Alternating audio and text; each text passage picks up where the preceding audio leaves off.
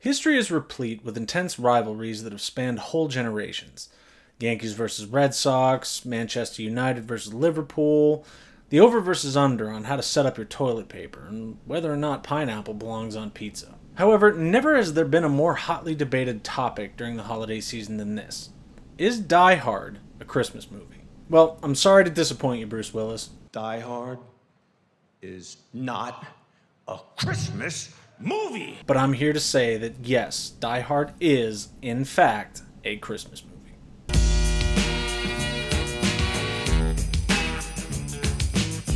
Despite its theatrical release date of mid-July, which in and of itself is a strange window for a movie that features Christmas so prominently, Die Hard seems to do literally everything it can to prove itself deserving of its title as a holiday staple. To prove my point, we're going to be quickly comparing Die Hard with one of its contemporaries, the equally awesome buddy cop action comedy, Lethal Weapon.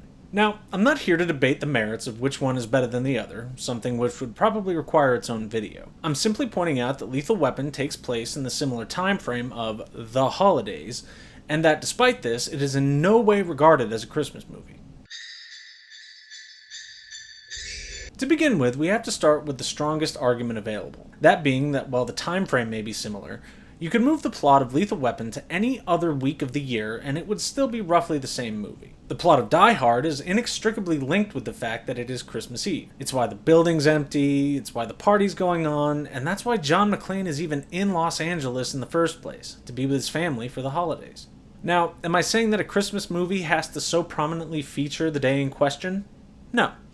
But what I am saying is that, without Christmas, this plot doesn't happen. Next, we've got the music. Now, I'll concede that it's possible that Michael Kamen, the movie's composer, used jingle bells in his music and used Christmas standards like Let It Snow, ironically. But if you're watching this movie for the first time, it does not come off like that. As a matter of fact, the use of these things helps the audience settle into the fact that it's Christmas time, both within the movie and without. And I could be wrong here, but I don't think they were shooting for that kind of metatextual analysis way back in the late 1980s. Finally, we've got the themes of family and reconciliation, which feature prominently, not only in this film, but in the Christmas movie genre as a whole. The Santa Claus, Home Alone, It's a Wonderful Life, Christmas Vacation, Love Actually, Scrooged, and every other rendition of A Christmas Carol. They all use these themes as a way to pull you into the story they're telling. Die Hard is no different. Despite the fact that John's marriage to Holly is incredibly toxic and they should not be trying to make it work, we're still rooting for them to get back together by the time the credits roll, conveniently ignoring that come Christmas morning they're still the same people with the same issues. So there you go, my argument for why Die Hard is in fact a Christmas movie. Now that that's out of the way, let's get into some of the other reasons why this movie is an all-timer.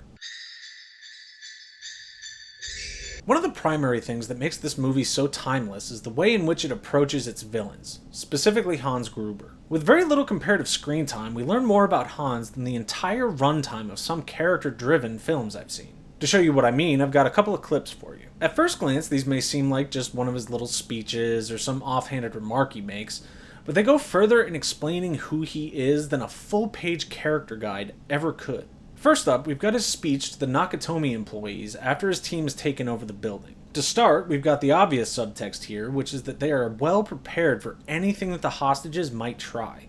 They know who's there and what they're all about. But beneath that, we see a man that not only does his research, but has committed all of it to memory and is able to produce the facts at will. Let's not forget that this doesn't seem to be some prepared speech of his. He's not reading it out of his notebook.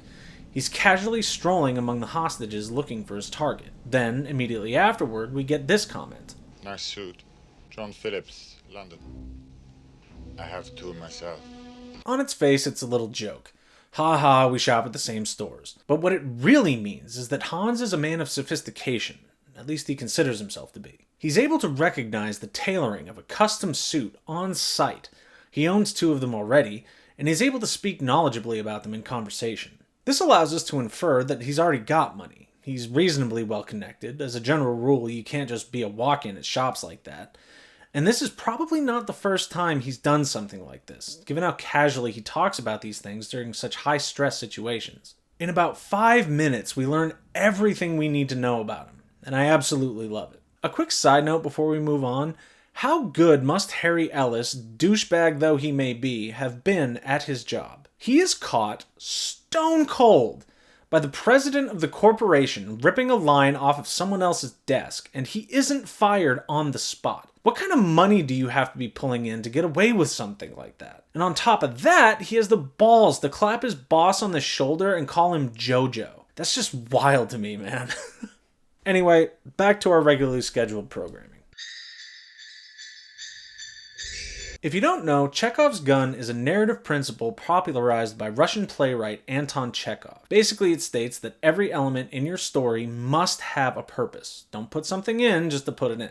Its most commonly used example is this. If a gun is pointedly introduced into a play, then by the time that play is concluded, that gun must be fired. The perfect example of this, in a perfect movie I might add, is in Clue. Granted, it's the definition of a literal interpretation, but every weapon the characters are given is used in some way before the movie wraps. In Die Hard, we've got our own brilliantly thought out examples. To start, we've got the fist with your toes bit. After you get where you're going, take off your shoes and your socks. Then you walk around on the rug barefoot and make fists with your toes. Granted, this could have been used as idle conversation between air travelers, a bit weird to be sure, but I've had weirder in real life. But instead, it primes John for the rest of his night, up to and including pulling a 6-inch piece of glass out of his foot. God, that still makes me wince every time.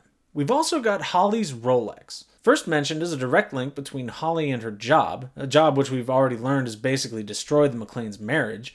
The watch becomes the one thing that Hans is able to cling on to in order to try and kill both John and Holly. You could make the metaphorical argument about how her ditching the watch symbolically shows that they're ready to make the marriage work, but I'm just focusing on the literal interpretation.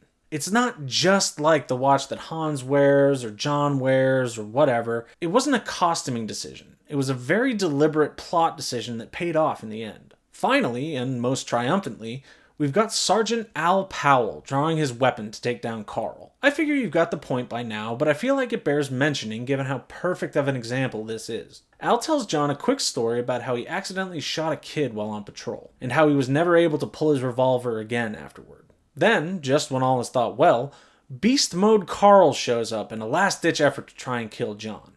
Al, seeing that his friend is in danger, is able to eliminate the threat, bringing his character arc to a satisfying close. The Chekhov's gun, people. It's everywhere.